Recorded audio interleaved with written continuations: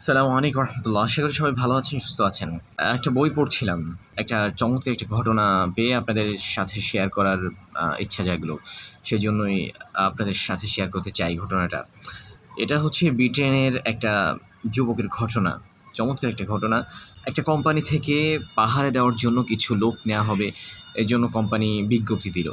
বিজ্ঞপ্তি পেয়ে মুসলিম যুবক বিজ্ঞপ্তি পেয়ে সেখানে গেল। যেয়ে দেখে অনেক মানুষই এসেছে ইন্টারভিউ দেওয়ার জন্য। অনেকেই ইন্টারভিউ দিয়েছেন। ইন্টারভিউ দেওয়ার পরে অনেকেই দেওয়ার পরে যখন বাহিরে আসছে, আসার পরে মানুষ জিজ্ঞেস করছে, "আচ্ছা তোমাকে কি জিজ্ঞেস করেছে?"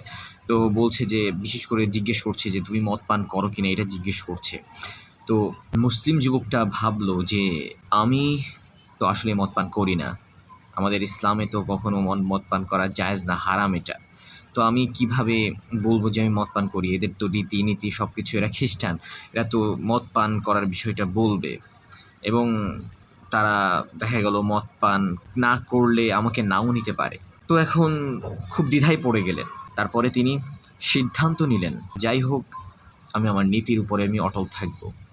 আমি বলব আমি মদ পান করি না, আর কখনো করবও না। এটা বলব।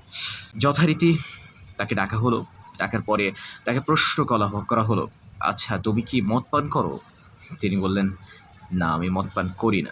কারণ জিজ্ঞেস করা হলো, "তুমি কিসের জন্য মদ পান করো না? আমাদেরকে জানাও। বলো আমাদেরকে।" তিনি বললেন যে, "কারণটা হচ্ছে আমি মুসলমান। আমাদের ধর্মে মদ পান করাকে হারাম করা হয়েছে।" তারা হতভম্ব হয়ে গেল।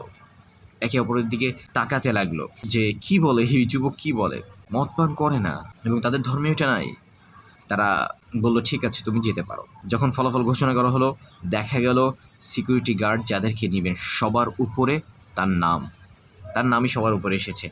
তিনি হতবাক হয়ে গেলেন। কয়েক মাস যাওয়ার পরে কোম্পানির যেই ইন্টারভিউ আ অফিসার যিনি নিয়েছিলেন, তিনি তার সাথে দেখা হওয়ার পরে হঠাৎ করে তাকে একদিন জিজ্ঞেস করছে, "আচ্ছা, আপনি আমাকে সবার উপরে নিয়োগ দিয়েছিলেন কারণ কি? আমি কি একটু জানতে পারি?" তো তিনি বলেছিলেন, "দেখো যুবক, আমাদের এখানে সিকিউরিটি গার্ড, আমাদের এখানে রাতে পাহারা দেওয়া লাগে। যারা মদ পান করে, তারা মদ পান করে মাতাল হয়ে পড়ে থাকে, চোর ডাকাত এসে চুরি করার সম্ভাবনা থাকে এবং চুরি করে অনেক কিছুই চুরি হয়েছে ইতিপূর্বে। যার কারণে আমরা এমন একজন ব্যক্তিকে খুঁজছিলাম যিনি মদ পান করেনই না। আমরা আমাদের কাঙ্ক্ষিত ব্যক্তিকে পেয়ে গেছি, যার কারণে তোমাকে আমরা সবার উপরেই রেখেছি।" তো কিছু মানুষ থাকে হাজারো প্রতিকূল পরিস্থিতিতেও নিজের নীতির উপর অটল থাকে। কখনো নিজের সততা থেকে বিচ্যুত হয় না, ন্যায়নিষ্ঠতা থেকে বিচ্যুত হয় না। নিজের নীতির উপরে অটল থাকে, হাজারো বাধা আসলেও তার সামনে। এজন্য বলব, জীবনে যাই করুক না কেন ভাই, আপনি আপনার নীতির উপর অটল থাকুন। আপনি সত্য থাকুন, আপনি ন্যায়নিষ্ঠ থাকুন। আপনি কি বলবো? আদর্শ আপনি আপনার আদর্শচ্যুত হয়েন না। আপনি যদি আদর্শচ্যুত হয়ে যান, তাহলে আপনি হয়তোবা ওই মানুষদের মতনই হয়ে যাবেন যারা সমাজে আদর্শচ্যুত।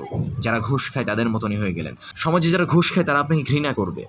আপনি শুধুমাত্র আপনি আপনার আদর্শের উপর অটল থাকার কারণে। আপনি যদি ঘুষ না খান, যারা ঘুষ খায় তারা আপনাকে ঘৃণা করবে। যারা চুরি করে, আপনি যদি চুরি না করেন তাহলে তারা আপনাকে ঘৃণা করবে।